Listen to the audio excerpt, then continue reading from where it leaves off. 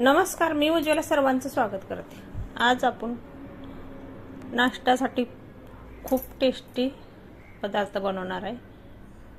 पालक आलू पराठा खूप चवीला पण लागते आणि पौष्टिक आहे। टम्म फुगल्याला पालक आलू पराठा अगदीच करायला सोपं आहे।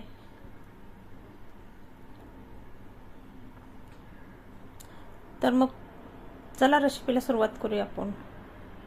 असा टम्म फुगलेला आलू पराठा करायला आणि मऊ लुसलुशीत बघा, अगदीच किती लुसलुशीत झालाय बघा। जसं संग तुम्ही चटणी संग दह्या संग खाऊ शकताय। इथे मी पालकची पानं घेतलीत बघा, थोडंसं दांडा घेतल्या। तर पालक आता आपण स्वच्छ धुवून चिरून घेतलेले, तर मिक्सरच्या भांड्यात घालूया।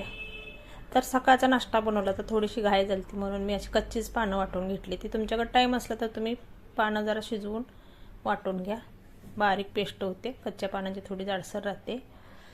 लसूण घातला, मिरची घातले 2, आल्याचा तुकडा घातला 1। आता आपण पीठ मळायला घेऊया। गव्हाचं पीठ 2 वाट्या घेतले बघा। 1 वाटी मी 2 चमचे होईल एवढं बेसन पीठ घेतले। चवीपुरतं मीठ घातले, ओवा घातलाय। आता भाजीची पेस्ट केलेली ती घालूया। सर्व पेस्ट घालून त्यात थोडंसं पाणी आपण घालून घेणार आहे भांड्यामध्ये। आणि पीठ असं घट्ट गोळा मळून घ्यायचा, सैलसर अजिबात मळायचं नाही। चपात्याच्या पेक्षा जास्त घट्ट मळायचा। त्या मिक्सरच्या भांड्यात थोडंसं पाणी घालून मी गाळून घेतलेलं आहे बघा। पीठ मळून घ्यायचं, थोडं तेल घालायचं।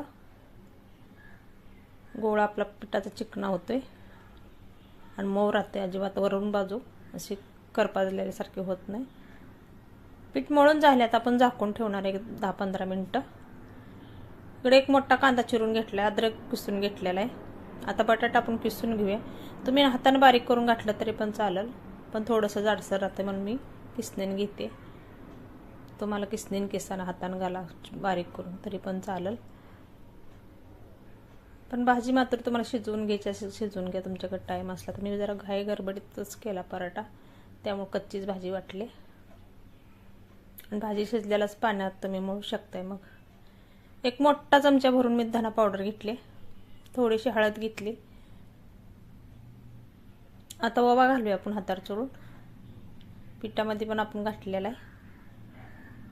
लाल तिखट घाले, चवीपुरतं मीठ घालूया, मिक्स करून घेऊया आपण। आणि कांद्यामुळे खूप पराठ्याला टेस्ट येते बघा। पराठा खाताना कांदा दाताखाली कचकच छान लागतोय। आता पीठ पण चांगले मुरले म्हणजे भिजलेलं आहे आपलं कणिक।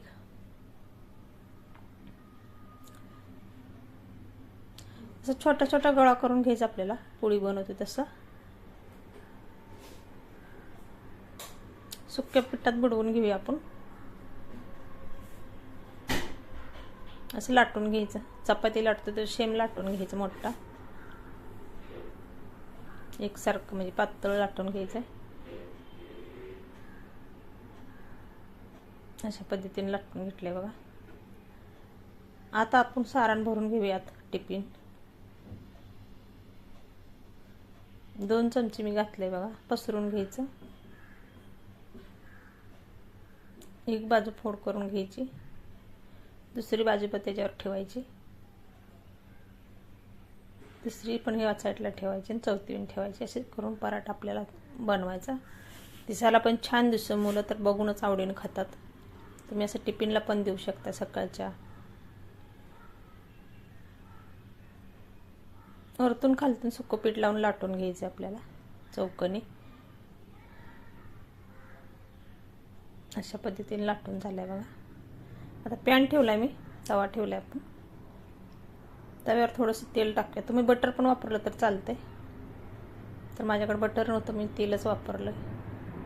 बघा टम्म फुगलेला आपला पराठा आहे, लुसलुशीत झालेला आहे। सगळं सारण कडेपर्यंत पोचलेलं आहे त्याच्यात। त्याच पद्धतीने आपण दुसरा पण भाजून घेऊया। तर अशाच पद्धतीने मी सर्व पराठा करून घेते बघा।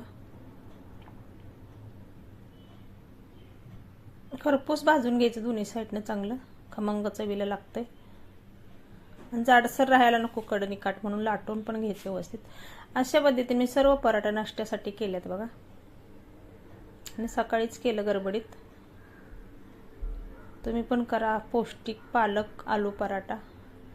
मग आपलं सारण कडेपर्यंत पोचलेलं आहे सगळीकडं. अगदीच मऊ लुसलुशीत झालेला आहे पराठा. रेसिपीला लाईक करा, सबस्क्राईब करा. अशा नवीन नवीन रेसिपीमध्ये भेटू.